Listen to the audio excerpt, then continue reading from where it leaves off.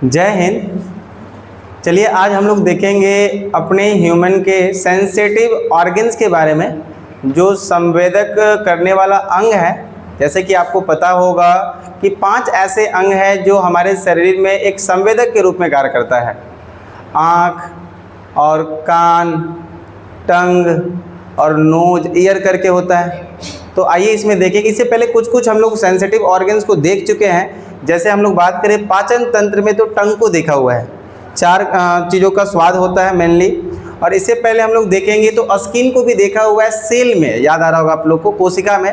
तो आप सभी ने उसको नहीं देखा तो पहले देख सकते हैं। और फिर आज हम लोग आई के बारे में देखेंगे। तो एक टॉपिक का नाम दीजिएगा आप लोग, सेंसिटिव ऑर्गन्स। सेंसिटिव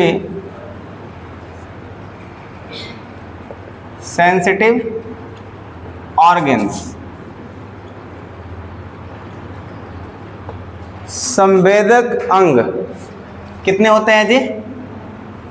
5। तो कुछ इस प्रकार बांटेंगे आप लोग भी।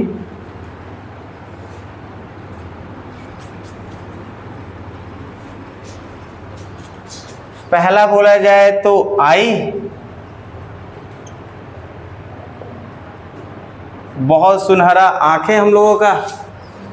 दूसरा ईयर, कान, जिसको समझ में नहीं आता है क्या गलत है और क्या सही, सब सुन लेता है।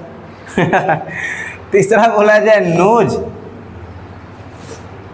इसमें तो समझ में आता है भाई कि इसको सुगंध अच्छा नहीं है, नहीं लेना है, हट जाना है ना। नाक।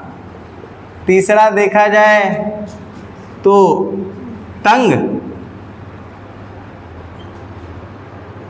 तो टंग देखा जाए यानी जिह्वा। तो ये जिह्वा ऐसा है भाई, अपना मनपसंद चीज़ें है तो पानी आना स्टार्ट, कम से कम वो लार ज़्यादा बढ़ने लगता है नहीं। अगला देखा जाए स्किन, बड़ा अच्छा काम करता है अपना स्किन, त्वचा। तो ये कुछ 5 सेंसिटिव ऑर्गन्स है, जिसमें से कुछ हमने देखा हुआ है, कुछ चीज़ों को हमने देख लिया है और बाकी चीज़ों को देखना है। इसको चलिए हम लोग देखने का प्रयास करते हैं। तो इसके बारे में क्या लिख सकते हैं? यह एक संवेदक अंग है जो संवेदक के लिए जिम्मेवार है।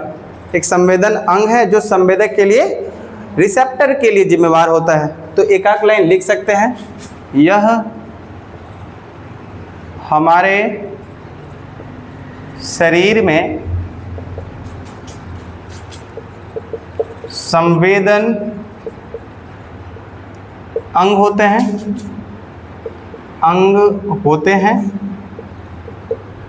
जो रिसेप्टर या संवेदक के लिए जिम्मेवार होते हैं, जो रिसेप्टर या संवेदक के आधार पे होते हैं, के आधार पर होते हैं और हमें ये एहसास दिलवाते हैं अलग अलग चीज़ों के बारे में। तो देखा जाए कि उसमें कुछ ऐसे रिसेप्टर पाया जाता है, जो से आँख में बोला जाए तो कौन सा रिसेप्टर है? तो आँखों के लिए बोला जाता है फोटो रिसेप्टर। क्या बोलते हैं उसको? एक होता है फोटो रिसेप्टर। देख लेते हैं ऑर्गन्स में कौन कौन सा रिसेप्टर है। तो पहला हम लोग देखेंगे एक फोटो रिसेप्टर, नाम से ही समझ में आ रहा है फोटो। तो कौन फोटो क्लिक करेगा बताओ? Photo receptor. तो फोटो रिसेप्टर ये कहाँ पर होता है? आँख के संवेदना के लिए होता है। किसके लिए? आँख के संवेदना के लिए, संवेदना के लिए। इसी प्रकार देखा जाए एक फोनो रिसेप्टर, फोन साउंड के लिए होता है। किसके लिए? दूसरा फोनो रिसेप्टर, फोनो रिसेप्टर किसके लिए हो जाएगा बताओ? रिसेप्टर का मतलब संवेदक, रिसेप्टर का मतलब तो हमें ऐसी संवेदना का एहसास करवा रहा है, महसूस करवा रहा है। तो फोटो रिसेप्टर किसके लिए हो जाएगा? कान के लिए। किसके लिए? कान के लिए, कान के लिए संवेदन। या संवेदना। कान के लिए क्या करता है? संवेदना। तीसरा देखा जाए एक फोनो हो गया, फोटो हो गया, एक थर्मो रिसेप्टर। जैसे थर्मामीटर आप लोग को पता होगा, थर्मो टेम्परेचर के लिए यूज किया जाता है। किस लिए? टेम्परेचर। तो बोलेंगे थर्मो रिसेप्टर। क्या बोलते हैं? Thermo receptor. Thermo receptor. Thermo receptor जो होगा ये तापमान के लिए होता है। किसके लिए? और तापमान कौन एहसास करेगा? तापमान कौन एहसास कर रहा होगा? स्किन, त्वचा। किसके लिए? त्वचा के लिए। त्वचा के लिए। त्वचा के लिए संवेदना। त्वचा के लिए संवेदना। एक और हो जाएगा केमो रिसेप्टर। केमो जो नाक और कौन सा एक बच जाएगा आपका? जिह्वा। Chemo receptor. Chemo receptor. Chemo receptor. Chemo receptor ये किसके लिए हो जाएगा जी? नाक, नाक एवं जिह्वा के लिए। किसके लिए? जिह्वा के लिए। जिह्वा के लिए संवेदना। संवेदना। जिह्वा के लिए संवेदना। तो एक केमो रिसेप्टर हो जाएगा किसके लिए? नाक और जिह्वा के लिए। इसे कई बार आ सकते हैं क्वेश्चन कि बताइए आंखों के संवेदना के लिए कौन सा रिसेप्टर? कौन सा बताओगे? मुझे नहीं लग रहा भूलोगे इसको। भूल जाओगे क्या? फोटो कौन खींचता है? आँख। फोनो मतलब सुनना होता है। किसके लिए? कान। थर्मो यानी टेम्परेचर, तापमान कहाँ होगा? स्किन पे। केमो थोड़ा सा याद रखना होगा। केमो क्या हो जाएगा? केमो नाक और जिह्वा के लिए। ये इतना समझ में आई? अगला टॉपिक दिया जाए, डिटेल से पढ़ा जाए आँख के बारे में। देखा जाए मोतियाबिंद। आने वाला समय में सबको मोतियाबिंद होने वाला, आपको पता है? बुढ़ापे में सबको हो जाएगा, पहले नहीं होता था। और मोतियाबिंद हो जाने के बाद ऑपरेशन कराना, बड़ा बड़ा काला वाला चश्मा लगाना, अब वो सिस्टम नहीं है आप लोग का, पता है कि नहीं? सरकारी वगैरह में चलता है, लगाते हैं लोग, उसमें ना अब हट गया। अब मोतियाबिंद के तुरंत ऑपरेशन कराओ और तुरंत 2 मिनट में वहाँ पर लेजर करेगा, लेजर करके घर, 1 घंटा के बाद घर। पहले तो बेड रेस्ट करवाता था, समझ में आ रहा? हाँ, 1 सप्ताह के अंदर काम करना शुरू कर दीजिए। 6 महीना का था ब्लैक चश्मा लगाना है। हुआ होगा आप लोग की दादी वगैरह का? हुआ है?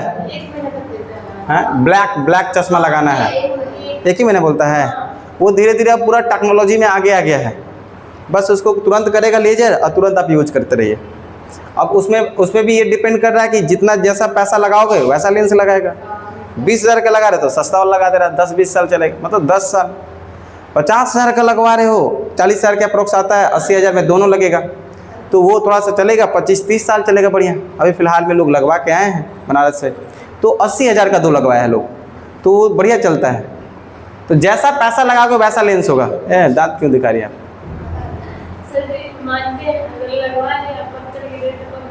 हाँ, टपक गया तो उसका फिर कहना ही कुछ अलग है। समझ में आ रहा है कि नहीं आ रहा है? चलिए आगे देखते हैं। आई, आँख। आँख हमारे जीवन के लिए बहुत बहुत ज़्यादा ज़रूरी है। इंसान को कई बार ये रहते हुए एहसास नहीं होता है कि भाई ये हमारे लिए जो ऊपर वाला दिया है, मतलब बहुत ज़्यादा ही हमारे शरीर के लिए ज़रूरी है। कई बार इसको एक बार एहसास किया करो। एक बार सब लोग आँख बंद करो, मतलब 3-4 सेकंड के लिए, तब पता चलेगा। बंद करो सब लोग, बंद करिए सब लोग, बंद करने के लिए बंद करिए, बंद करें, बता रहे हैं, एहसास करो। फिर से करिए, अगेन, फास्ट सब लोग करो।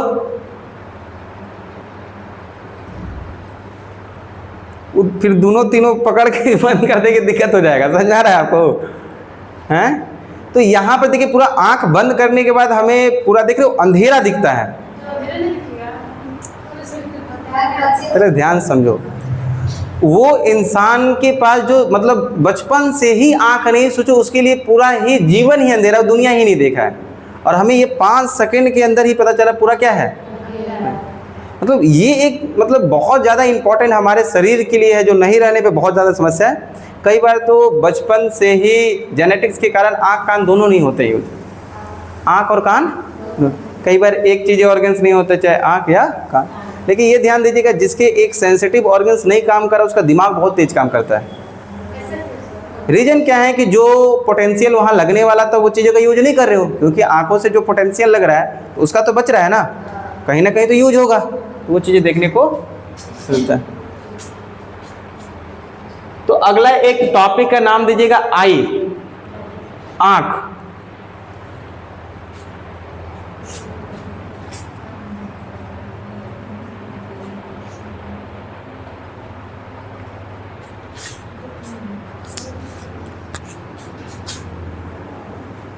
ह्यूमन आई, ना तो भेड़ बकरी किसी का भी बन जाएगा ना जी।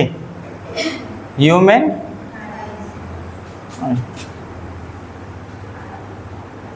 मानव, हाँ पिक्चर जानते हो कैसा होता है, बस गोलाकार का इमेज बनाया जाए, साथ साथ में बनाइए, फिर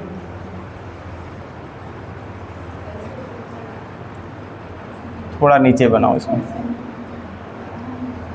ये लेंस है कुछ इस तरह से, बाई कॉनकेव, उभययोत्तल, और एकदम गोलाकार ऐसे, तीर्ण मत बनना भाई, तो कितना शानदार सर्कल किए बिना कोई कंपास वम्पास कोनो नहीं चाहिए।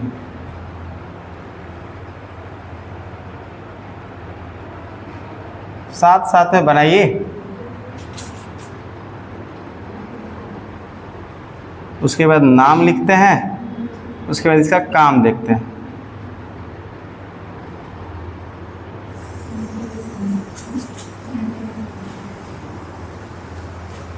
दूसरा, और एक और कर देना ऐसा, तीसरा।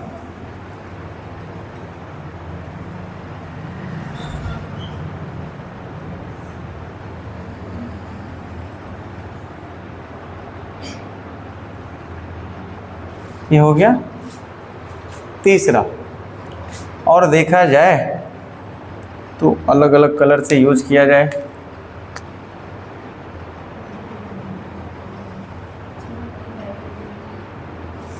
ये सबसे ऊपरी एक लेयर ऐसा,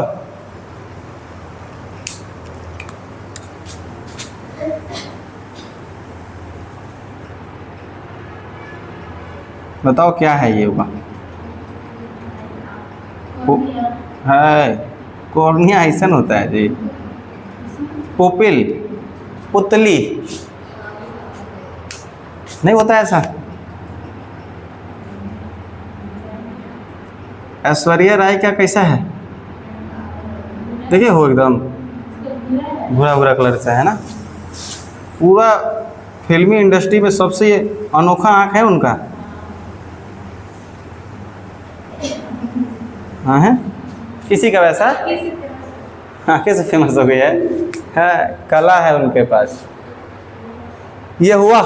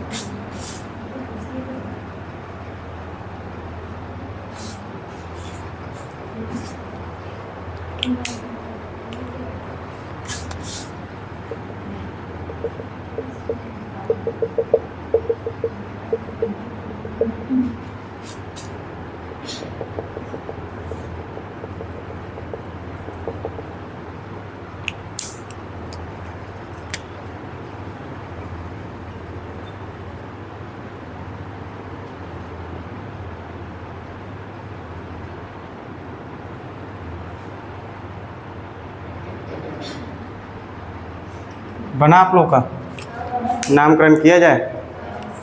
देखिए सबसे पहला जो ऊपरी भाग है, सबसे पहला ऊपरी भाग कहेंगे कॉर्निया, ये वाला आँख का जो ऊपरी भाग, यहाँ ध्यान दीजिएगा, कॉर्निया।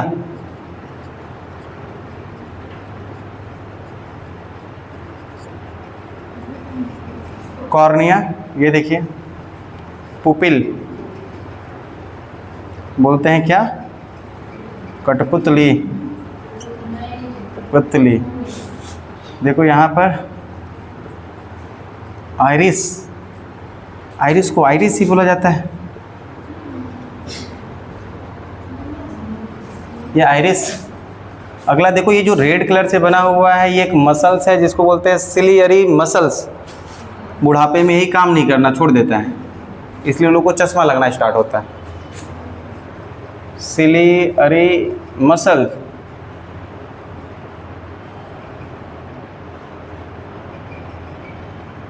MUSCLE, ciliary muscle.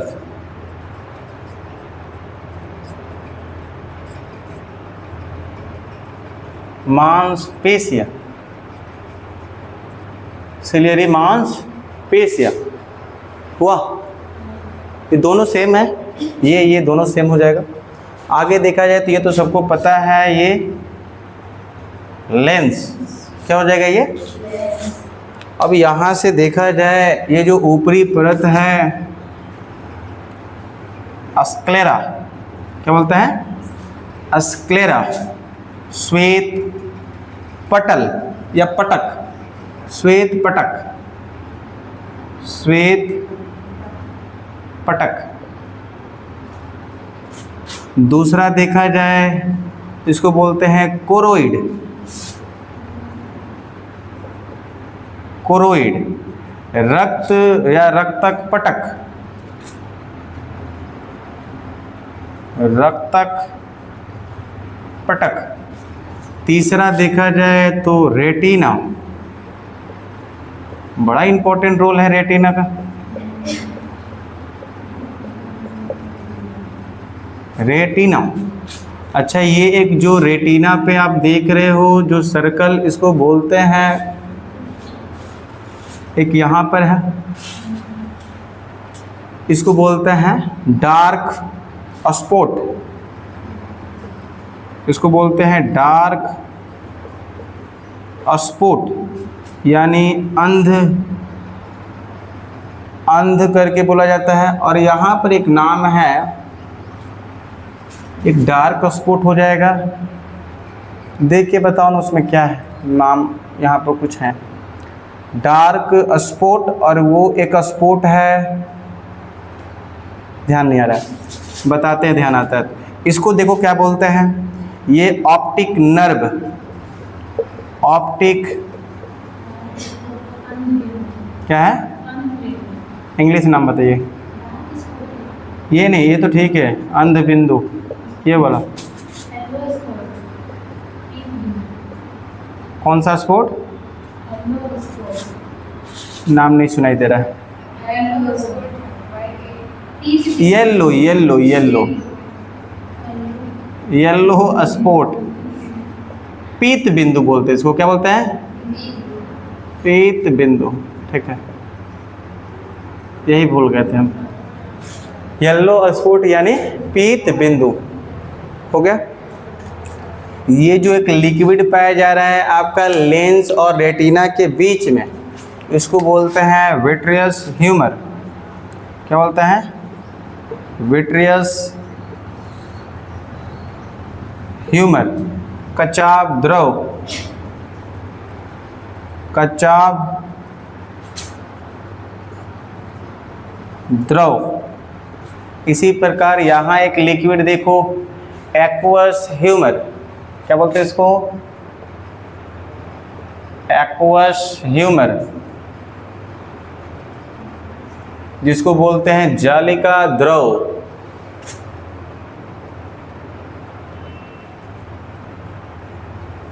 जालिका द्रव, ये हो जाएगा जालिका द्रव। और ऐसा कुछ नाम बचा अब नहीं है, बाकी सब हो ही गया। इतना लिखिए, ये आँखों का अप्रोक्स जो पढ़ने लायक है, जो भाग है जिससे सवाल आते हैं। तो यहाँ पर आपने देखा सबसे आउटर लेयर यहाँ पर कौन सा था, कॉर्निया। उसके बाद आपने देखा होगा स्क्लेरा, उसके बाद क्या होगा, कोरोइड जिसको रक्तक पटक कहते हैं, रेटिना बोलते हैं। और रेटिना पे ही आपने एक बिंदु देखा जिसको येलो स्पॉट पित्त बिंदु कहते हैं। एक यहाँ देखने को मिला होगा डार्क स्पॉट अंध बिंदु कहते हैं। और यहीं से क्या निकल रहा है, ऑप्टिक नर्व। क्या निकल रहा है यहाँ पर, ऑप्टिक। अच्छा, यही लेंस और रेटिना के बीच में जो लिक्विड भरा होता है इसको बोलते हैं विट्रियस ह्यूमर, यानी कचाव द्रव। यही क्या है कि कॉर्निया और कह सकते हैं लेंस के बीच में जो द्रव है एक्वस ह्यूमर, जो हमारा पुपिल के साथ लगा रहता है, रंगीन भाग होता है उसको बोलते हैं आइरिस। ब्राउन होता है, ब्लैक, ब्लू, ऐसा कुछ होता है, हेजल्स, अलग अलग कलर्स के होते हैं, 6 कलरों में पाया जाता है। अगला देखा जाए तो ये हमारे लेंस के साथ एक मसल्स होता है, इसको बोलते हैं, क्या लिखे हैं, सिलियरी मसल्स। क्या बोलते हैं, सिलियरी।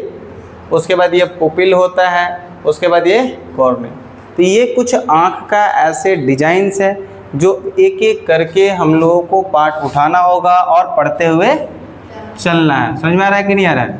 तो आइए हम लोग एक पहले पार्ट्स को उठाते हैं और सबसे पहला ऊपरी लेयर को देखेंगे, कॉर्निया। सबसे ऊपरी भाग कौन सा होता है, कॉर्निया हो जाता है। कौन सा भाग होता है, आप लोग सुने होंगे कि जब आँख खराब हो जाता है तो आँख का ट्रांसपेरेंट भी किया जाता है।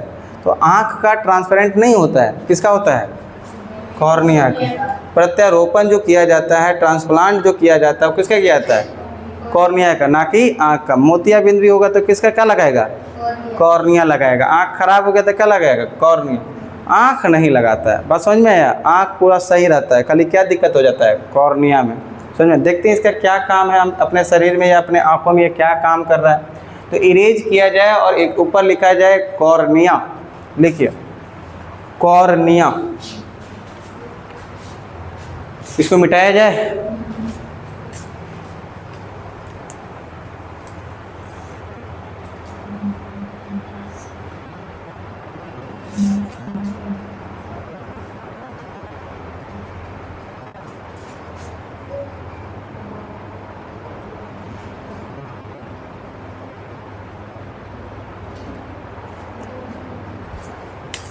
लिखिएगा एक कॉर्निया।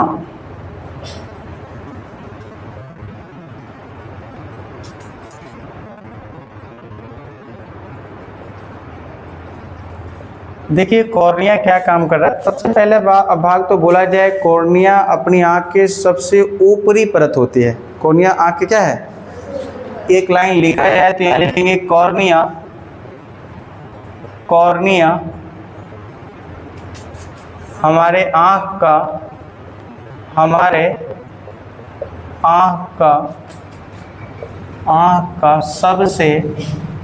सबसे ऊपरी परत होती है, ऊपरी परत होती है। तो दूसरा यहाँ देखा जाए कि सबसे पहले जो लाइट हमारे आँखों में एंट्री करेगा तब कहाँ से कर रहा है, क्वेश्चन आता है यहाँ पर। तो हमारे आँख में सबसे पहले लाइट कौन एंट्री करवा रहा होगा, कॉर्निया।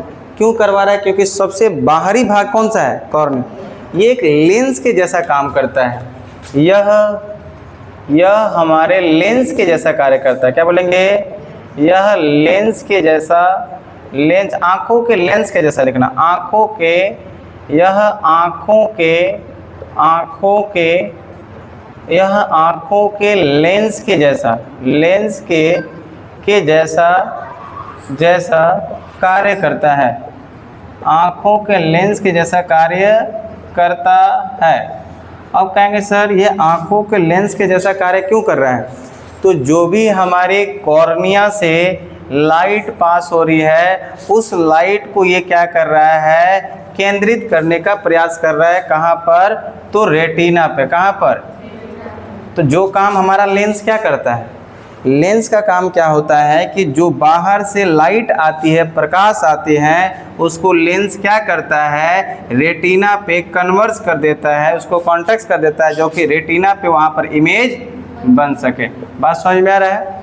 तो मेन इस कॉर्निया का जो काम है वो क्या कर रहा है, जो भी लाइट प्रकाश आ रहा है उसको कहाँ पर, रेटिना पे केंद्रित करने में क्या है, सहायक अपना भूमिका निभा रहा है। तो एक लाइन यहाँ से लिख सकते हैं, लेंस के जैसा कार्य कर रहा है, अर्थात यह प्रकाश को रेटिना पे केंद्रित करने में मदद कर रहा है। लिखेंगे अर्थात यह, क्या लिख सकते हैं, अर्थात यह, बात समझ में आ रही है या नहीं, ओनली लिख तो नहीं रहे हो, बस इसको समझते हुए चलना है। तो अर्थात ये क्या काम कर रहा है जी, क्या बोलेंगे, अर्थात यह प्रकाश को क्या हो, रेटिना पर इमेज बनने के लिए केंद्रित कर रहा है, रेटिना पर प्रतिबिंब बनने के लिए केंद्रित कर रहा है। क्या कहेंगे, अर्थात यह प्रकाश को रेटिना पर केंद्रित कर रहा है, किस लिए, प्रतिबिंब बनने के लिए, प्रकाश को केंद्रित कर रहा है, प्रकाश को कहाँ कर रहा है, रेटिना पर केंद्रित कर रहा है, प्रकाश को रेटिना पर केंद्रित कर रहा है।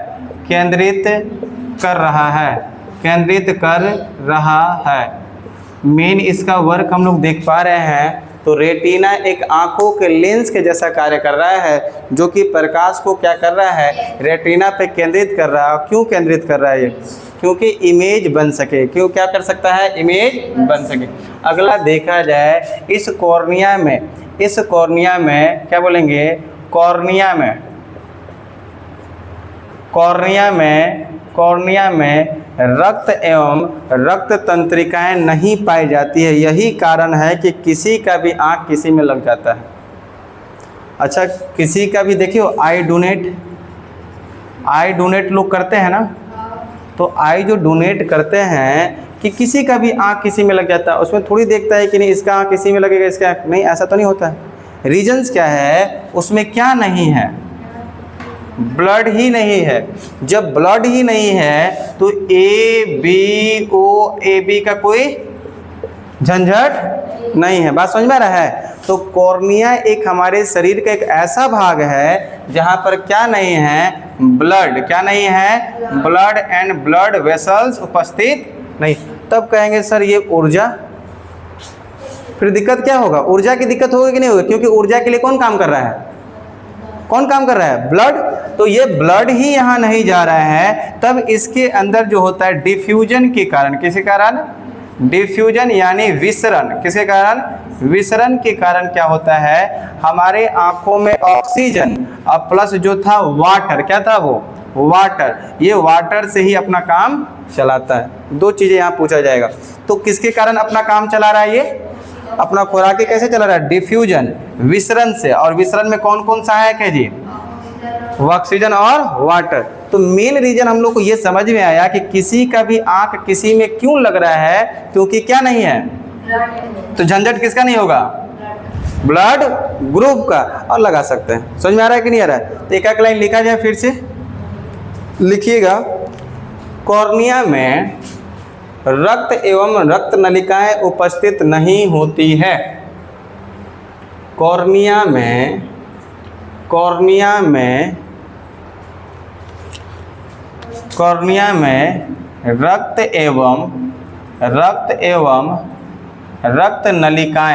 रक्त एवं रक्त नलिकाएं उपस्थित नहीं होती है, उपस्थित नहीं होते। अगला देखा जाए, जिस कारण से ये अपना ऊर्जा को कैसे मेंटेन कर रहा होगा, तो लिखना ये कार्य जो है ऊर्जा को मेंटेन कैसे कर रहा है, डिफ्यूजन विधि से। किस विधि से, डिफ्यूजन यानी विसरण, किसकी विधि से, विसरण, किस विधि से कर रहा होगा, विसरण के विधि से। और क्या क्या मिल रहा है इसमें बताओ, ऑक्सीजन प्लस वाटर से अपना काम चलाता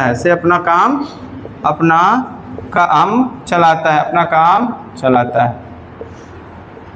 तो शरीर का एक ऐसा भाग, एकमात्र ऐसा भाग जहाँ पर ब्लड वेसल्स नहीं है।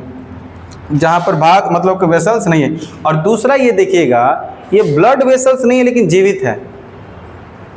अच्छा, शरीर के ऐसा कई सारे भाग भी हैं जहाँ ब्लड वेसल्स नहीं लेकिन वो निर्जीव हैं, जैसे हमारे बाल, तो यहाँ ब्लड वेसल्स है, ब्लड है, लेकिन कैसा भाग है? नॉन लिविंग है।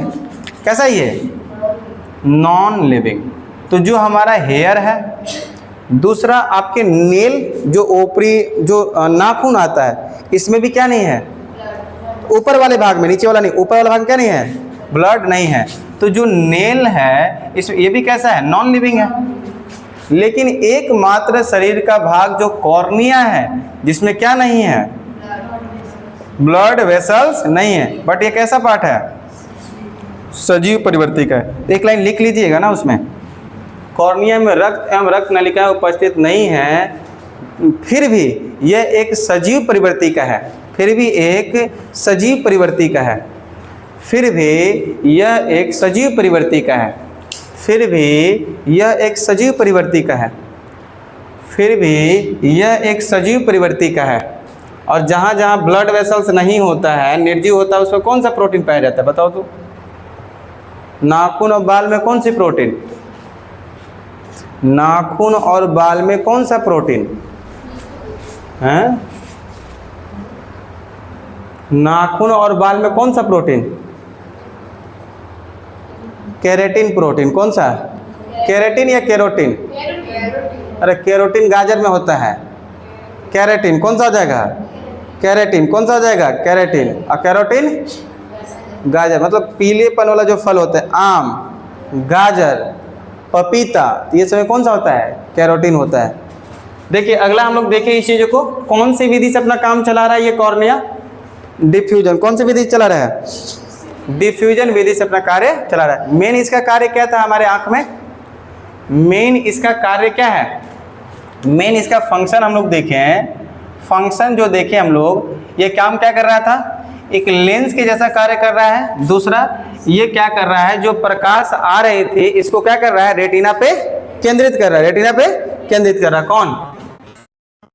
मेन कार्य देखा जाए तो क्या है? ये तो है, ये बाहर से आ रहे प्रकाश को रेटिना पे केंद्रित करता है, जिससे प्रतिबिंब बेहतर बन सके। जिससे क्या होता है? प्रतिबिंब बेहतर बन सके। दूसरा हम लोग देखें कि इसमें क्या नहीं है? रक्त नलिकाएं। फिर भी ये कैसी प्रवृत्ति का है? कैसी प्रवृत्ति का? ये सजीव प्रवृत्ति का। अगला हम लोग देखें ये अपना काम कैसे चला रहा है? ये डिफ्यूजन क्या क्या मिल रहा है? ऑक्सीजन और वाटर। अच्छा, थोड़ा सा देखा जाए कॉर्निया बैंक, मतलब जैसे आँख को बड़ा अपने भारत में अभी चीज़ें इतनी डेवलप नहीं हो पाई है कि मान लीजिए कोई ऐसा व्यक्ति है वो अब जीवित नहीं रह पाएगा या फिर अपना अंग को डोनेट करना चाहता है, तो आपके एरिया में ऐसा कोई हॉस्पिटल ही नहीं है दूर दूर तक कि ऑर्गन्स को रख पाएगा। आप ऐसा सुने हो कभी? अपने एरिया में खोज लेना। डिस्ट्रिक्ट लेवल पे देगा, हो सकता है, मे बी सदर अस्पताल एक है भभुआ, मे बी वहाँ हो सकता है, नहीं तो कहीं नहीं मिलेगा आपको। तो भारत सरकार में इतनी अभी कमियां हैं, इतनी रिसोर्स कमी है कि मान लीजिए गांव-गांव में कोई ऐसा कई बार ऑर्गन्स डोनेट करता है, कहता है मेरा नहीं तो किसी और का काम आ जाए, लेकिन भाई उसको रखने के लिए वैसी क्या चाहिए? व्यवस्था चाहिए। आप ऐसा थोड़ी है कि जहाँ मन तहाँ उसको रख देगा, होगा क्या? नहीं। आज अपने हॉस्पिटल्स वैसे क्रिएट ही नहीं है कि कोई ऑर्गन्स दे रहा है तो लोग रख पाए। अमेरिका में हर डिस्ट्रिक्ट में देखने को मिल जाएगा, हर एरिया में देखने को मिल जाएगा। तो ये डेवलप की एक पहचान देखने को। तो भारत में ऐसी कमियां हैं अभी, और फिलहाल में लगभग 15-20 साल तक रहेगा, आने वाले समय 15-20 साल तक रहेगा, ऐसा चीज़ों को देखने को मिलेगा।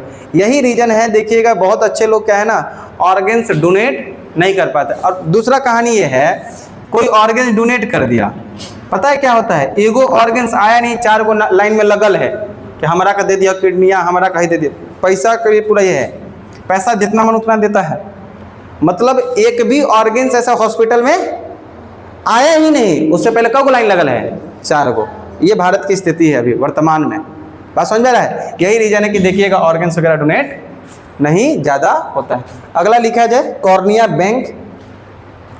कॉर्निया बैंक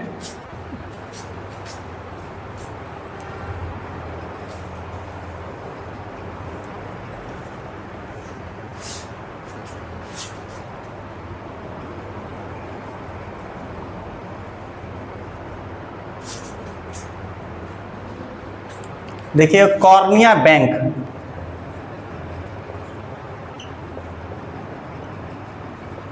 कॉर्निया बैंक का मतलब जो हम लोग कोई आई को डोनेट कर रहा है तो कॉर्निया को रख रहा होगा, कितने दिन तक रख सकता है और कौन से टेम्परेचर में रखा जाए।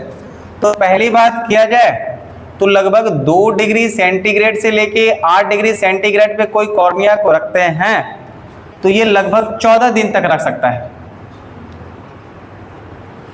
कितने दिन तक? 14 दिन तक रह सकता है। एक ग्लिसरोल केमिकल होता है, नाम सुने हो? एक ग्लिसरोल केमिकल होता है, कौन सा केमिकल? हाँ, इसको मिलाया जाएगा रखने के लिए कॉर्निया को, तब जाके वो कॉर्निया सेफ रह पाएगा। जैसे आपको याद है अपने ब्लड को भी रखने के लिए, ब्लड क्लॉटिंग ना हो तो क्या रख रहे थे? सोडियम नाइट्रेट और पोटेशियम नाइट्रेट करके था, याद आ रहा है आप लोग को? क्योंकि वो किसको मार देता था? Ca+, तब जाके तो केमिकल मिलाया जाता है क्योंकि भाई उसको हमको लंबे समय तक रखना है। तो याद रखना है कि कौन सा हम केमिकल मिला रहे हैं जी? ग्लिसरॉल। दूसरा हम लोग एक कंडीशन देखा जाए, जब हम लोग 30 से 31 डिग्री सेंटीग्रेड पर रखें तो लगभग 31 दिन तक रख सकते हैं कॉर्निया को, 31 दिन तक। यही आप -80 डिग्री सेंटीग्रेड से लेकर -150 डिग्री सेंटीग्रेड तक रखते हैं तो आप सालों तक रख सकते हैं, सालों तक।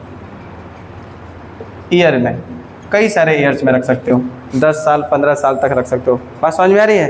तो यहाँ पर -80 डिग्री सेंटीग्रेड से लेके -150 सेंटीग्रेड तक रखते हैं तो आप सालों तक इसको यूज। क्या मिलाना होगा केमिकल में? क्या मिलाना होगा? ग्लिसरॉल। क्या मिलाना होगा? ग्लिसरॉल। ये कुछ कॉर्निया का कुछ बैंक है, आपको दिखाना है, दिखाओ। एक और टाइप होता है, ये तो कॉर्निया डोनेट हो गया। एक होता है जेनो ट्रांसपेरेंट।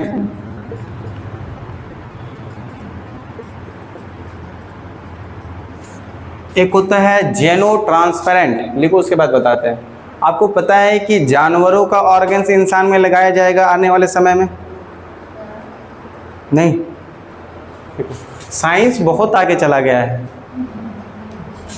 साइंस ना बहुत आगे चला गया है। 2 ऐसे जानवर हैं, एक बंदर एक सुअर, एक बंदर और एक दूसरा पिग, सुअर। 2 जानवरों का ऑर्गन्स इंसान में लगाया जा सकता है। अभी अमेरिका में लगाया गया है हार्ट, सुअर का हार्ट एक इंसान के अंदर कुछ दिन तक जिंदा रहा, कुछ दिन तक जिंदा रहा फिर मर गया। मैं अभी आने वाले समय में ऐसा होगा। इसको ना जेनो ट्रांसपेरेंट कहते हैं। देखो यहाँ पर समझिएगा, इसको थोड़ा सा जानकारी के तौर पर रखना। जेनो ट्रांसपेरेंट कहा जाता है। होता है क्या है कि हम लोग के शरीर के अंदर एक स्टेम सेल होता है, मैंने बताया था आप लोग को, स्टेम सेल। इस स्टेम सेल से उस ऑर्गन्स में डाल दिया जाएगा, उस जानवर में डाल दिया जाएगा। जब जानवर का ही उसको जन्म होगा, उसको उस तरह से पाला जाएगा और उस जानवर में जो जेनेटिक्स होगा वो इंसान का डाल दिया जाएगा। बात समझ में ये कह रहा हूँ कि जैसे मान लो एक बंदर है,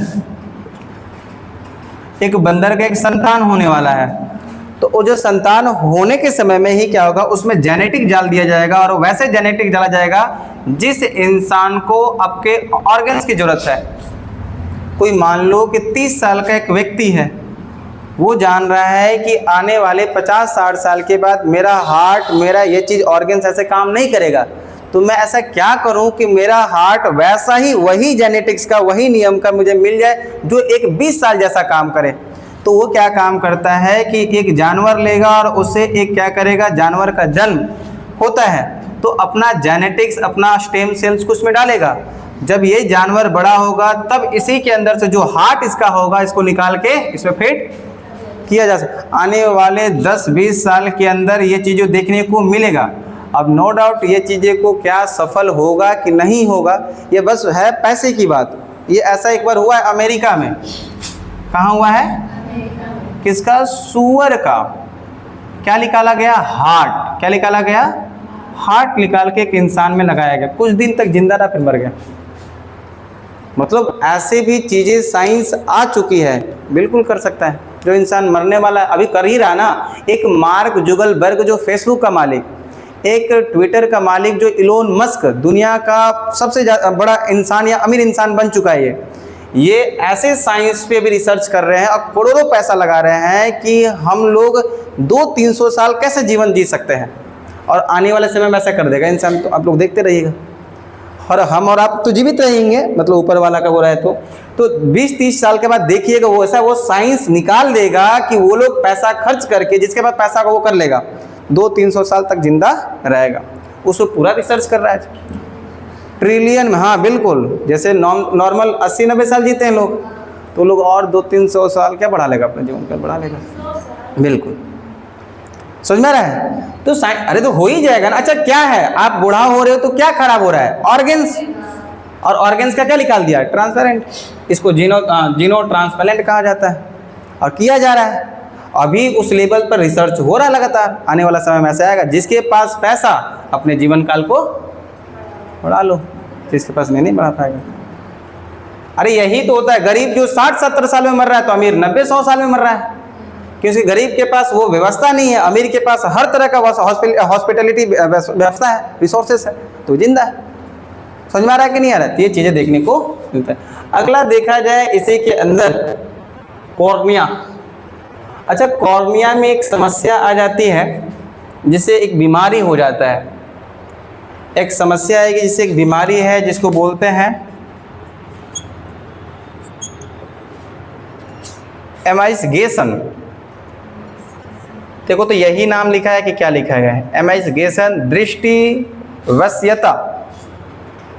दृष्टिवश्यता, इसमें ना इंसान को थोड़ा धुंधलापन दिखने लगेगा, वाहन वगैरह नहीं चला पाएगा। एमाइसगेशन है, एमाइसगेशन है, क्या है, एस्टिगेशन, एस्टिगेशन कर लेना, ठीक है ओके, एस्टिगेशन, ठीक है, गेशन ना, एस्टिगमेशन, ओके, एस्टिगमेशन, ठीक है। इसको बोलते हैं दृष्टिवश्यता। क्या होता है, दृष्टिवश्यता, दृष्टिवश्यता। देखो इसमें होता है क्या है, जब हमारी कॉर्निया खराब हो जाए, क्या हो जाए, खराब या संक्रमण हो जाए, क्या हो जाए, ये संक्रमण हो जाए, काम अच्छे से नहीं करता, तो एक बीमारी क्रिएट होता है जिसको बोलते हैं एस्टिगमेशन। एस्टिगमेशन, दृष्टिवश्यता। इसमें होगा क्या, इंसान को धुंधलापन दिखाई देगा। कैसा दिखाई देगा, धुंधलापन। दूसरा सिर दर्द करेगा। क्या दर्द देगा, सिर दर्द करेगा। वाहन चलाने में दिक्कत होगी, वाहन चलाने में समस्या आएगी। तो एक बीमारी कॉर्निया से रिलेटेड लिख लीजिएगा, इस बीमारी का नाम है एस्टिगमेशन, जिसको बोलते हैं दृष्टिवश्यता। दृष्टिवश्यता। इससे क्या होगा, कॉर्निया संक्रमण हो जाता है, इसमें कॉर्निया संक्रमण हो जाता है जिससे धुंधलापन दिखाई देता है, साफ नहीं दिखाई देगा, सिर में दर्द हो जाएगी, वाहन चलाने में समस्या आएगी, वाहन चलाने में समस्या आता है। तो पूछा जाए कॉर्निया से संबंधित एक बीमारी कौन सा है, एस्टिगमेशन। या एस्टिगमेशन किससे संबंधित बीमारी है, आँखों से। आँखों में किससे, कॉर्निया से, एस्टिगमेशन। क्लियर हुआ। अच्छा एक टेम्परेचर, जैसे रूम टेम्परेचर कितना होता है जी, रूम टेम्परेचर किसको मानते हो बताओ, लगभग 25 से 27 डिग्री, और यही होता है ना रूम टेम्परेचर। एक होता है रूम टेम्परेचर के बाद एक बॉडी टेम्परेचर किसको मानते हो, 37 डिग्री सेंटीग्रेड। लो टेम्परेचर किसको मानोगे, 20 से 22, ऐसा लिख लेना कहीं पर, 20 से 22। देखा ये कॉर्निया, तो कॉर्निया समझ में है आप लोग को, कॉर्निया समझ में है। तो पूछा जाए कॉर्निया का क्या काम है अपने आँखों में, बताया जाए। मेन तो यही काम है कि जो बाहर से आ रही प्रकाश को रेटिना पे क्या करेगा, क्यों केंद्रित करेगा, प्रतिबिंब बेहतर बने, बढ़िया बने, इसलिए क्या कर रहा है, केंद्रित कर रहा है। कौन, कॉर्निया। क्या कॉर्निया में ब्लड वेसल्स होते हैं, नहीं। वो ऊर्जा फिर कैसे प्राप्त कर रहा है, विसरण विधि से, डिफ्यूजन विधि से। डिफ्यूजन में क्या क्या, ऑक्सीजन और वाटर, ऑक्सीजन और वाटर, ऑक्सीजन और वाटर हो जाएगा। अच्छा, कॉर्निया से संबंधित एक बीमारी, क्या नाम होगा, एस्टिग्मेशन। क्या बोलेंगे, एस्टिग्मेशन, एस्टिग्मेशन। धुंधलापन, सिर दर्द, वाहन चलाने में दिक्कत है। क्लियर हुआ यहाँ तक। अगला कौन सा पार्ट है बताओ, कॉर्निया के बाद अगला कौन सा पार्ट है? अरे सबसे ऊपरी कॉर्निया, उसके बाद ऊपर कौन सा बनाए थे, अस्क्लेरा। अस्क्लेरा कौन सा बनाए थे, अस्क्लेरा, श्वेत पटल। देखिए अस्क्लेरा,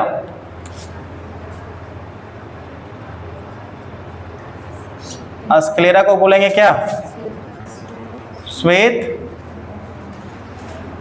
पटल। अस्क्लेरा को बोलते हैं श्वेत पटल। तो क्या ये भी आंखों का सबसे बाहरी परत होगी, या आंख का कौन सा परत है, यह आंखों का, यह आंखों का बाहरी परत है, बाहरी परत है। ये आंखों की क्या है, बाहरी, जो एक दो प्रोटीन से मिलकर बना है। एक हो जाएगा कोलेजन, एक होता है एमाइलिड, एक होता है कोलेजन। यह लिखना, यह दो प्रोटीन से, एक होता है कोलेजन, कोलेजन एवं, कोलेजन एवं कौन सा नाम बोले हैं, एमाइलिड।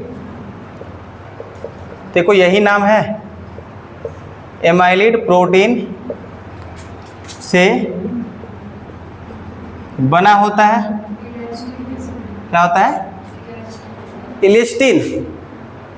वाह, क्या है, इलेस्टिन। नाम बताओ, इलास्टिन प्रोटीन। तो क्या बोलेंगे, कोलेजन एवं इलास्टिन प्रोटीन से मिलकर बना होता है, जो श्वेत एवं, जो श्वेत एवं लचीलापन होता है, लचीलापन होता है, लचीलापन होता है। जो श्वेत एवं क्या हो जाएगा, लचीलापन। देखो ये इसका क्या काम है कि जैसे हम लोग के आँखों के अंदर कोई भी ऐसे पार्टिकल्स आता है तो देखना वाइट वाला चीज़, जो वाइट वाला दिखाई दे रहा है वो अस्क्लेरा है। पहले तो बात समझो, जो आँख के वाइट भाग दिखाई दे रहा है कौन सा है, और जो भी पार्टिकल्स आता है कहाँ पर आता है, अस्क्लेरा में। तुरंत ऐसे तुरंत निकाल लेते हो कि नहीं, कपड़ा से या कुछ निकाल लेते हो कि नहीं निकालते। तो ये तो पहला कह सकते हैं, ये सुरक्षा देने का भी कार्य कर रहा है। इसका कार्य देखा जाए, इसकी फंक्शन को देखा जाए, इसकी फंक्शन को देखा जाए, ये क्या कर रहा है, यह आँखों को सुरक्षा प्रदान करवा रहा है, सुरक्षा प्रदान करवा रहा है, करता है। यह आँखों को क्या कर रहा है, सुरक्षा प्रदान कर रहा है। तो यहाँ पर ये चीज़ें लिख लेंगे। दूसरा देखा जाए, साथ ही साथ ये प्रतिबिंब बनाने में भी सहायक है। क्या लिख सकते हैं, प्रतिबिंब, या फिर कहेंगे, क्या कहेंगे, प्रकाश को केंद्रित करने के लिए, प्रकाश को परावर्तन कम करके केंद्रित करने में भी सहायक हो जाएगा। लिख लेना, प्रतिबिंब, प्रतिबिंब बनाने में सहायक होता है। देखो इसमें क्या इंपॉर्टेंट, इसे क्या क्वेश्चन बनेगा, देखो पहले इसे क्वेश्चंस क्या बनेंगे। अस्क्लेरा ये क्या है कि आई का ये भी बाहरी परत है, जो कोलेजन और इलास्टिन प्रोटीन से मिलकर बना है, और हमारे श्वेत और लचीलापन में क्या होता है, सहायक होता है। आँख का जो श्वेतपन दिखाई दे रहा है ये कौन सा है, स्क्लेरा, जो भी गंदगी जा रही है निकाल रहे हो कहाँ से, स्क्लेरा से। ये दो प्रोटीन का नाम याद रखना, इससे बना है। और दूसरा ये क्या कर रहा है हमें, सुरक्षा पदार्थ, बस इतना। अब प्रतिबिंब में तो हर वो चीज जो आंख में है प्रतिबिंब में सहायक करेगा ही करेगा। बात समझ में आ रहा है? तो मेन पॉइंट हम लोग को देखने से तो यही लगा, कोलेजन और श्वेत और सुरक्षा। बात समझ में? अगला देखो कौन सा था, अगला पार्ट कौन सा है, अगला होगा कोरोइड।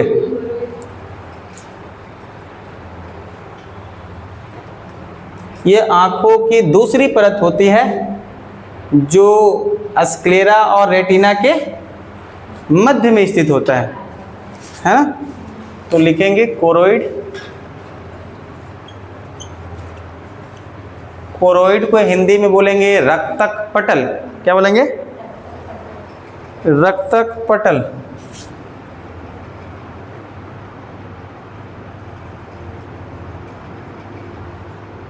पटल की पटक, पटक पटल होता है, हाँ, पटल थोड़ी होता है। पटल, क्या लिखा है, ल है, पटल ही होता है, पटक, पटल नहीं होता सर। पटक। देखो यहाँ पर कोरोइड, तो पहली पॉइंट जानकारी के रूप में हम लिख दें तो यह आँख का दूसरी बाहरी परत होती है। यह आँखों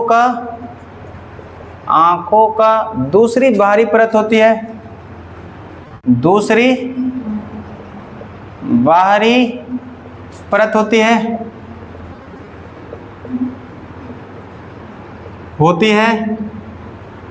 जो कि स्क्लेरा यानी श्वेत पटल एवं रेटिना के मध्य में स्थित होता है, जो कि स्क्लेरा एवं रेटिना के मध्य में स्थित होता है, के मध्य में स्थित होता है, स्थित होता है। इसका कार्य देखा जाए, फंक्शन इसका देखा जाए तो ये है क्या, रक्त पटल, कोरोइड लिखो, कोरोइड में रक्त एवं रक्त नलिकाएं युक्त होती है, जिससे ऑक्सीजन एवं पोषक तत्वों का संवहन करता है। कोरोइड में रक्त एवं रक्त नलिकाएं युक्त होती है,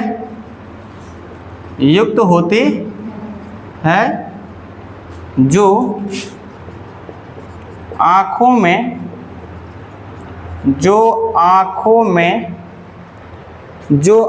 में ऑक्सीजन एवं पोषक तत्वों का, आँखों में ऑक्सीजन एवं पोषक तत्वों का संवहन करता है।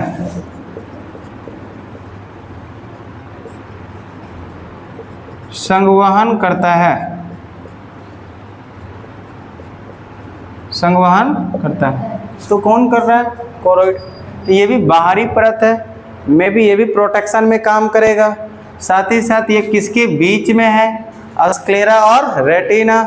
इसका काम मेन हम देख रहे हैं ऑक्सीजन और पोषक तत्वों का परिवहन करना, किससे, रक्त एवं रक्त नलिकाएं से। ये कोरोइड में याद रखना है। अगला मेन भाग जो होता है रेटिना, देखना है रेटिना। कोई डाउट है तो बताओ, कोई समस्या है आपको? चलिए नेक्स्ट देखा जाए रेटिना। ये लिख लिया यहाँ तक, लिखे? अगला लिखिए रेटिना। ये आंख का तीसरा परत होगा, ये मेन इंपॉर्टेंट है जो रेटिना देखा जाए।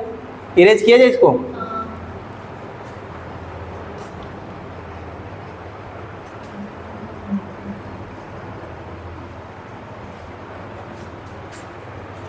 अगला देखें तो रेटिना।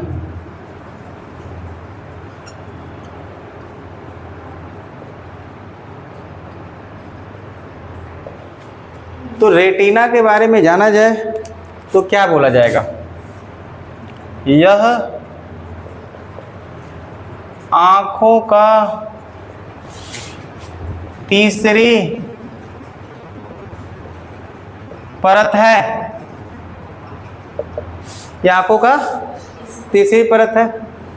कुछ ये आई था, देखो यहाँ छोटा सा बनाओ, ये कुछ आई था, मान लो यही तीसरी परत है रेटिना। क्या था ये? रेटिना। और यही रेटिना में क्या बनता है आपका? इमेज। बट वो इमेज बनाने के लिए दो cell, cone cell and rod cell, कौन सेल और ये दोनों मिलके क्या बनाएंगे? इमेज। और अपने अपने ये मतलब लेंस में इमेज कैसा बनेगा? वास्तविक। कैसा बनेगा? और वास्तविक इमेज हमेशा उल्टा और हमेशा छोटा। बस लोग छोट छोट नहीं दिखाई देता है, कैसे दिखाई देता है? बड़ बड़, मतलब जितना बड़ा उतना ही दिखाई देता। रीजन यहाँ से ब्रेन, यहाँ से ब्रेन गया, क्या किया? रीड किया और ट्रांसलेट किया। तो आप देखें, हम जैसे रेटिना बनाए होंगे तो यहाँ पर एक मैंने बताया था ऑप्टिकल नर्व फिगर में, याद है? और आपको भी ये भी याद होगा कि ऑप्टिकल नर्व मैंने बताया है एक पार्ट में, ब्रेन वाले में, याद है? ऑप्टिकल नर्व, स्पाइनल नर्व और क्रेनियल नर्व याद आ रहा है? 12 पेयर और 31 पेयर याद आ रहा है? तो जो आपका ये नर्व था 12 पेयर, उसमें ऑल्फैक्टरी याद आ रहा है, जो किसके लिए जिम्मेवार था? ऑल्फैक्टरी, वो गंध के लिए। और एक ऑप्टिक नर्व याद आ रहा है उसमें, वही ऑप्टिक नर्व। और ये सीधे कनेक्ट किससे हो रहा है? अब ब्रेन उसको क्या कर रहा है? उसको फिर क्या कर रहा है? तब वो उल्टा जो था उसको क्या बना दिया? उल्टा को सीधा बना दिया। वास्तविक था, छोटा को क्या बना दिया? साइज, मतलब जितना था उतना कर दिया। तो मतलब ब्रेन जुड़ा हुआ है किससे? ऑप्टिकल नर्व से। बात समझ में आ रहा है कि नहीं आ रहा है? तो रेटिना उससे पहले अपना जो काम कर रहा था, जो भी प्रतिबिंब हो बन रहा था वहाँ पर, जो भी प्रकाश आ रहा था उसको एक सिग्नल में कन्वर्ट करेगा पहले। ये जो रेटिना है, जो यहाँ पर प्रकाश आ रहा है, ये प्रकाश आ रहा है और यहाँ पर कॉन्ट्रैक्ट होगा, कॉन्ट्रैक्ट होगा केंद्र पे। इस प्रकाश को किस में कन्वर्ट करेगा? ये सिग्नल में। किस में कन्वर्ट करेगा? और ये सिग्नल जाके कौन सा सिग्नल होगा बाबू? तो क्या होता है? Electric signal. कौन सा बोलेंगे? इलेक्ट्रिक सिग्नल में विद्युत आवेग में उत्पन्न हुआ। और ये विद्युत आवेग कहाँ लेके जाएगा इसको? तो क्या बोलेंगे? ये कौन सा नर्व था? ऑप्टिक। क्या बोलेंगे इसको? ऑप्टिक नर्व में जाएगा। और ये ऑप्टिक नर्व कहाँ लेके चला गया? कहाँ लेके चला गया? ब्रेन। अब ब्रेन अपना काम किया। तो हमारा रेटिना क्या काम कर रहा है? यहाँ प्रतिबिंब बन रहा है, लेकिन प्रतिबिंब कैसे बन रहा है? जो प्रकाश आ रहा है उस प्रकाश को पहले क्या काम करेगा? एक सिग्नल में कन्वर्ट किया, और उस सिग्नल को लेके कहाँ गए हम लोग? Optic nerve. और ऑप्टिक नर्व जो किया है सिग्नल को कहाँ लेके चला गया? ब्रेन। और ब्रेन उसको क्या किया? रीड। और रीड करने के बाद क्या किया? ट्रांसलेट। तब आपको क्या दिखाई दे रहा है? इमेज। तो पूरा खेल किसका है? लाइट का। ना प्रकाश आता ना कुछ। अरे जैसे लाइट बंद कर दो तो तुम्हारा आँख तो आँख खुला ही है, बट दिखाई रीजन, प्रकाश का परिवर्तन नहीं हो रहा। बात समझ में आ रहा है कि नहीं? दूसरा यहाँ पर ये भी है, देखो प्रकाश का परिवर्तन तभी हो पाएगा जैसे दो एक मीडियम होता है, एक होता है रेयर मीडियम, एक होता है डेंसर मीडियम। पढ़े होंगे फिजिक्स में। रेयर मतलब विसरल, मतलब सघन नहीं है, उसमें बहुत कम घनत्व है। और एक होता है, इसको बोलते हैं विसरल या फिर विरल। क्या बोलते हैं इसको? विरल। और इसको बोलते हैं सघन। तो अपना जो ये लेंस होगा वो कैसा होगा? डेंस होगा, सघन होगा। अरे डेंस मतलब कि उसमें क्या होगा? बहुत ज़्यादा डेंसिटी होगा। और इधर बाहर जो मीडियम होगा वो कैसा होगा? रेयर। और इधर भी मीडियम क्या होगा? रेयर। तो रेयर से आया डेंस में, और डेंस से फिर कहाँ झुक गया? रेयर में। बस समझ आ रहा है? तो रेयर, डेंसर, फिर रेयर। ये पूछ लेता है रेयर से कहाँ जा रहा है? डेंसर, और डेंसर से कहाँ गया रे, और इसी को आप बोलते हैं क्या रिफ्रैक्शन, क्या बोलते हो अपवर्तन, क्या बोलते हैं इसी को अपवर्तन। बात समझ में आ रहा है, मतलब कुछ आई इस तरह से अपना काम कर रहा है। आई में रेटिना, रेटिना मेन पार्ट्स है जो हमारे ह्यूमन आई का, क्योंकि यहीं पर लाइट आ रहा है और यहीं पर वो क्या कर रहा है, उसको एक सिग्नल में कन्वर्ट कर रहा है, और जुड़ा किससे है वो, और ऑप्टिकल नर्व कहाँ लेके गया ब्रेन, ब्रेन उसको क्या कर रहा है रीड और ट्रांसमिट। तब आपको दिखाई दे, बात यहाँ तक समझ में आई, तब कुछ लिखा जाए यहाँ पर तो बोलते हैं, तब लिख लीजिए आप लोग। यह आंखों का तीसरी परत है, लिखे, यह आंखों के तीसरी परत है। यहां पर लिखिए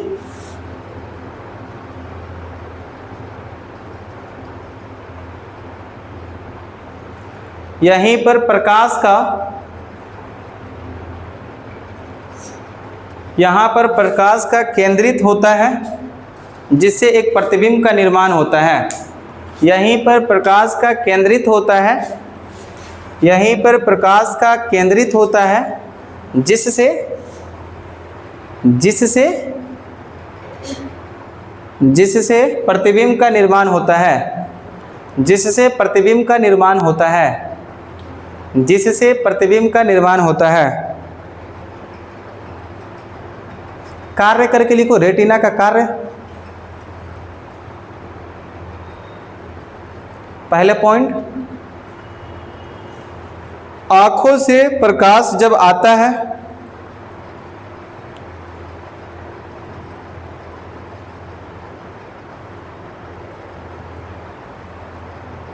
वो रेटिना पे केंद्रित होता है।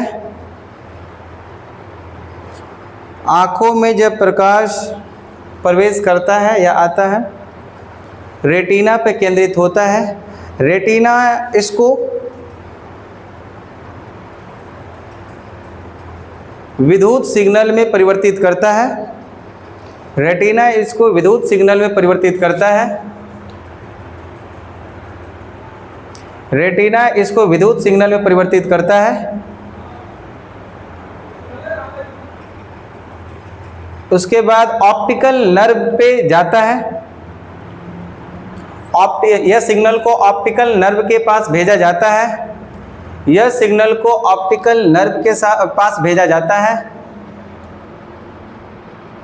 यह सिग्नल को ऑप्टिकल नर्व के पास भेजा जाता है।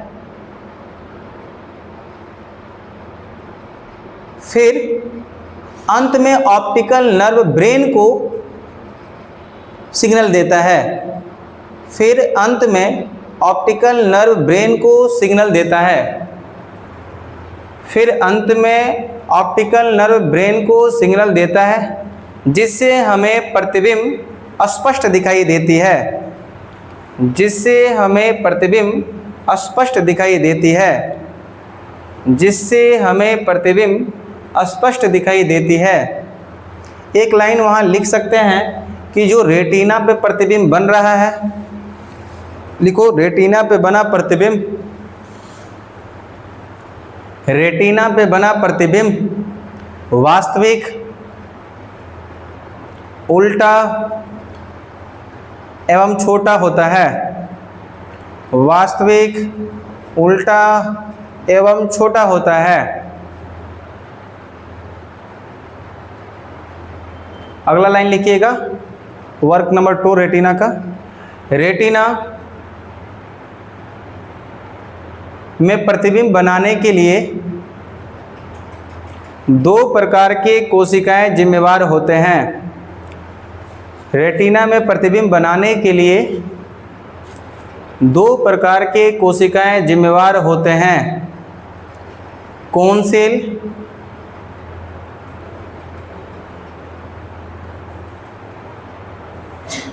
एवं rod cell, CON cone cell, ROD rod cell, cone cell एवं रोड सेल। क्लियर, यहाँ तक समझ में आया आप लोग को? अच्छा, एक चीज़ हमने नहीं लिखा है, स्क्लेरा जो था, स्क्लेरा, स्क्लेरा ने कॉर्निया, कॉर्निया में भी पतली पतली 6 लेयर है। कितनी लेयर है? जैसे कॉर्निया हमने देखा ना, मैं भूल गया।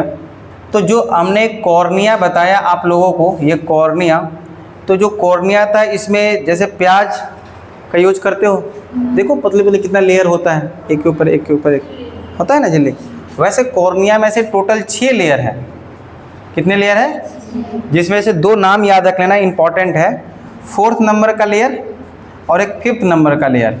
4th नंबर का लेयर बोलते हैं डुआ लेयर, ड्यूआ लेयर, और 5th नंबर का बोलते हैं बोमेन लेयर, बोमेन लेयर। तो लिखना, कॉर्निया जहाँ लिखे वहीं लिख लेना। कॉर्निया में 6 परत उपस्थित होती है, कॉर्निया में 6 परत उपस्थित होती है, 6 परत उपस्थित होती है, जिसमें से लिखना चौथा लेयर का नाम है डुआ लेयर, DUALAYER, डुआ लेयर, डुआ लेयर, और 5वें में लिखना बोमेन लेयर, BOWMAN, बोमेन लेयर। हो गया। अब आते हैं हम लोग यहाँ पर रेटिना पे। तो कहाँ लिखे? रॉड सेल और कॉन सेल के पास हम लोग थे ना। आइए इसको समझते हैं। अब देखो रॉड, ये तो पूरी कहानी सेट हुआ आप लोग को, इसको बना लेना था आप लोग का। बस कम से कम एक ऐसा आई बनाना था, रेटिना दिखाना था, दोनों सेल दिखाना था, इमेज दिखाना था या प्रतिबिंब दिखाना था, वास्तविक उल्टा सुविधा दिखाना था। उसके बाद ये प्रतिबिंब, यहाँ इमेज की जगह प्रतिबिंब, प्रतिबिंब, और ये प्रतिबिंब से हमें क्या कर लेना था? ब्रेन को दिखाना था। अच्छा, यहाँ बीच में हम जोड़ देते हैं, क्या नाम था? ऑप्टिक नर्व, और फिर ऑप्टिक नर्व से ब्रेन, ऑप्टिक नर्व से ब्रेन, फिर actual image, actual image, actual image. वो जितना लाइन लिखे उससे बेहतर ये समझ में आ जाएगा। तो जो आई थी, प्रकाश आ रहा था, उसमें एक दिखा देना बाहर वाला रेयर, डेंसर और रेयर। इसी को बोलते हैं डिफ्रैक्शन, सॉरी रिफ्रैक्शन, अपवर्तन। रेयर टू डेंसर और डेंसर टू रेयर।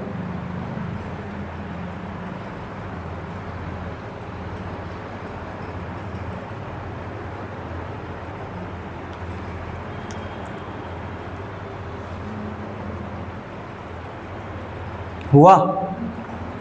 बनाइए यहाँ तक आप लोग। देखिए यहाँ पर देखते हैं हम लोग।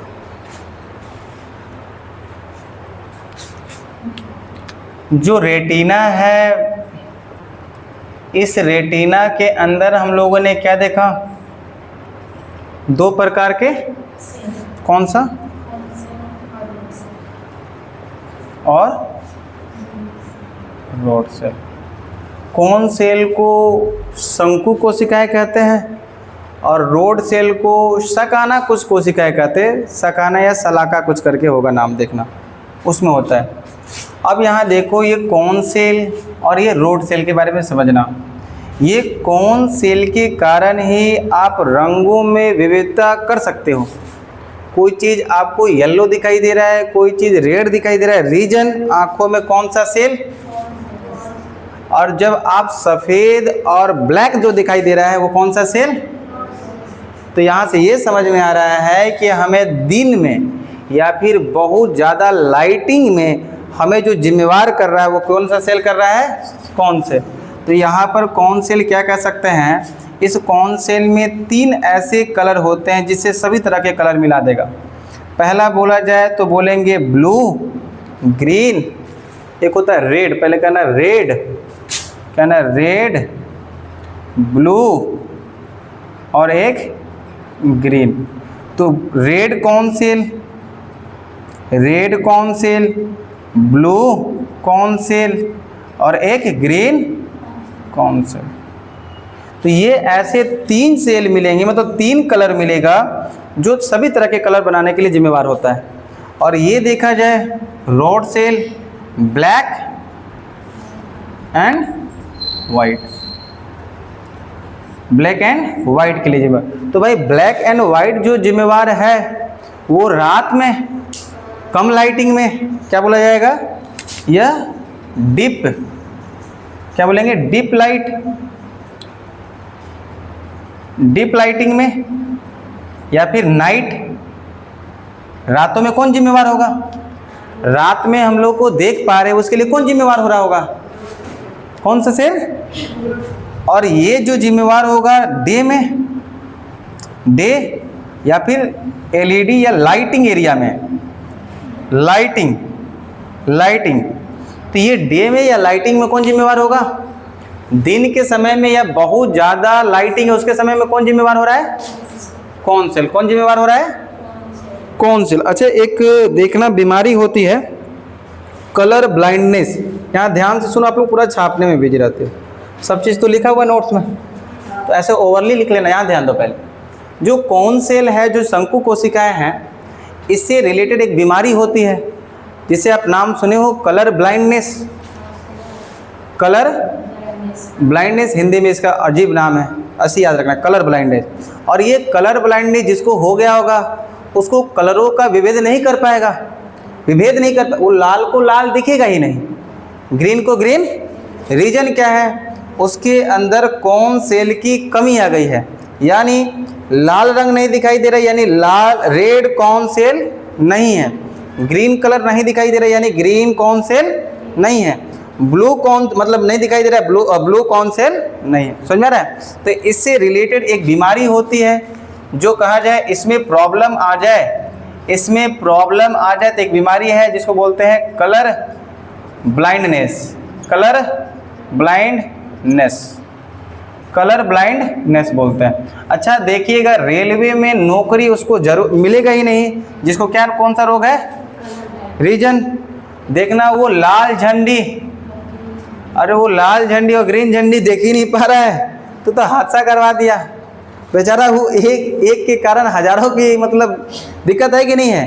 तो यही रीजन से उन लोगों को कलर ब्लाइंडनेस को रेलवे में नौकरी नहीं, तो जो कलर ब्लाइंडनेस होगा देखना उसको लाल हरा ब्लू का ज्ञान नहीं देख पाएगा, वो रीजन कौन सा हो रहा है, कौन, रोड सेल में एक बीमारी होती है नाइट ब्लाइंडनेस, रात में नहीं देख पाओगे, जिसको बोलते हैं रतौंधी, क्या बोलते हैं। अच्छा इसमें जो होता है ये जेनेटिक्स बीमारी है, कैसी बीमारी है ये याद रखिएगा, जेनेटिक्स, जेनेटिक्स का मतलब ये ठीक नहीं हो सकता है, दवाओं वगैरह से ठीक नहीं होता है उतना जल्दी, क्योंकि ये माता पिता से किस में आ गया है, बच्चों में आ गया है, तो भाई ये ठीक। अच्छा जेनेटिक्स बीमारी जल्दी ठीक नहीं होता, आप लोग को पता है, जेनेटिक्स जो बीमारी वो जल्दी ठीक नहीं होगा।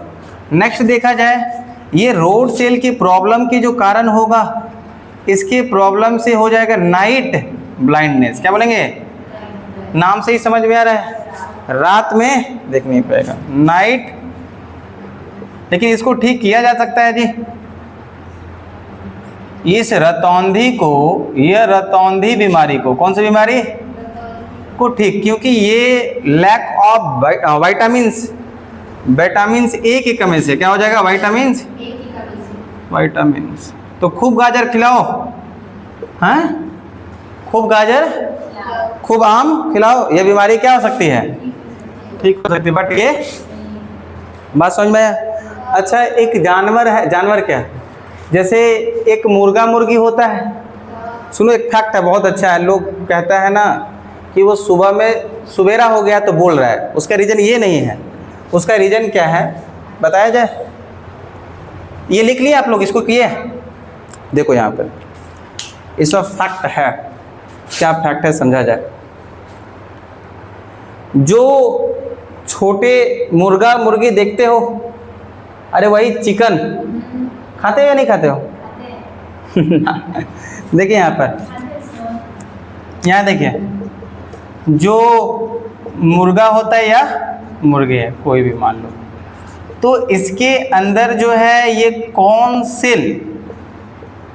सेल की क्या हो जाएगी, बस इसी में कौन सेल ही दिखाई देगा, मुर्गा मुर्गी में कौन सा सेल होगा, मतलब ज़्यादा मात्रा में कौन सेल होता है, और रोड सेल की कमी होती है। तो एक देखना, रात के दिन में तो बहुत अच्छे से वो अपना चरता है, घूमता है फिरता है, बात विचार करते रहता है। तो रात का जैसे ही समय आएगा नाइट में, जब नाइट की बात होगी, रात होगा, तो उनको देखिए दिखना बंद हो जाता है। आपने एहसास किया कभी?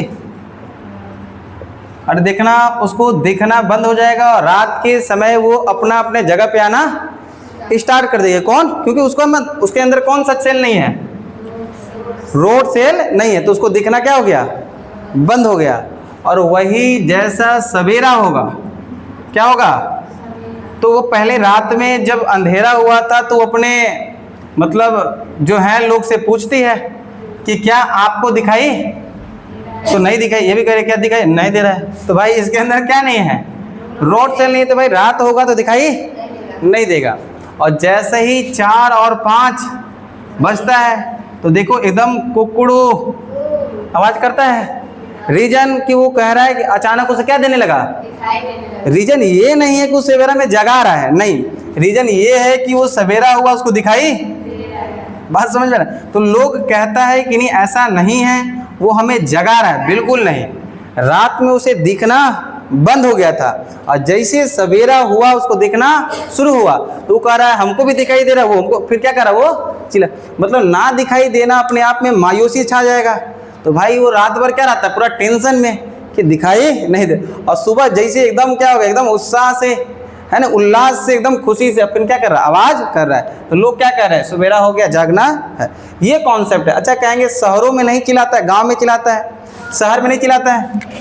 अरे शहर में आप देखना लाइटिंग की व्यवस्था बहुत ज़्यादा होती है, देखे हो, मतलब लाइटिंग बहुत ज़्यादा। तो भाई लाइटिंग रहेगा तो उसको क्या लगेगा? रात भी दिन लगेगा। तो इसलिए वहाँ चिल्लाता नहीं। और कहाँ ज़्यादा चिल्लाता है? रीजन समझ में आ रहा है? ये चीज़ें हो गया। तो एक चीज़ें लिखेंगे यहाँ पर, मुर्गा मुर्गी में लिखो, बोल रहे हैं मुर्गा मुर्गी, हैन वगैरह बोल देते हैं ना। हैन मतलब मुर्गा, हाँ मुर्गी, तो मुर्गा कॉक होता है, जैसा लिख लेना। मुर्गा मुर्गी में कौन सेल, मतलब रॉड सेल की कमी होती है। रॉड सेल की कमी होती है जिसके कारण रात में देखने में समस्या आती है, जिसके कारण रातों में देखने में समस्या आती है। मुर्गा मुर्गी में रॉड सेल की कमी होती है जिसके कारण रातों में देखने में परेशानी होती है, समस्या होती है, समस्या होती है। अगला देखिए, एक उल्लू चमगादड़। उल्लू देखिए वो रात में कैसे देखता है, हाँ दिनों में देखता है, जैसे क्या करेगा नहीं देखता है, थोड़ा बहुत तो देख भी करेगा। उल्लू और चमगादड़, उल्लू और चमगादड़, तो दो ऐसे कुछ जानवर हैं जिसके अंदर कौन सी चीज़ों की कमी होती है? कौन से? और किसकी अधिकता होती है? रोड, जिसके कारण से रात में। तो ये रात और दिन का आपको केस पता चला क्यों दिखाई दे रहा है, नहीं दिखाई दे रहा है? रीजन कौन सा है? कौन सेल और रोड सेल। तो लिखिए, उल्लू एवं चमगादड़ जीवों में, उल्लू और चमगादड़ जीवों में कौन सेल की कमी होती है जिसके कारण दिन में देखने में समस्या होती है, दिनों में देखने में उन्हें समस्या होती है। तीसरा पॉइंट लिख सकते हैं आप लोग, मानव में किसकी कमी होती है? कुछों के नहीं। कहिए कि रोड सेल एवं कौन सेल आवश्यक मात्रा में उपस्थित होती है जिसके कारण वो रात में भी और दिनों में भी देख होता है। बात समझ में आया? क्लियर हुआ? तो आज के यही कार्यक्रम को समाप्त करिए, कल हम इस आई को समाप्त कर लिया जाएगा। बात समझ में? जो पार्ट बच गए उसको कल हम लोग देख लेंगे। तो आई होप कि आप सभी को भी ये समझ में आया होगा। थोड़ा सा लिखा गंदा जाता है, थोड़ा सा मेंटेन करना होता है, समझ में आ रहा है? नेक्स्ट डे से इसको कोशिश किया जाएगा, सही किया जाएगा, ध्यान रहता है, फिर लिखने में वो हो जाता है। तो आज की क्लास यहीं तक रखते हैं। जय हिंद।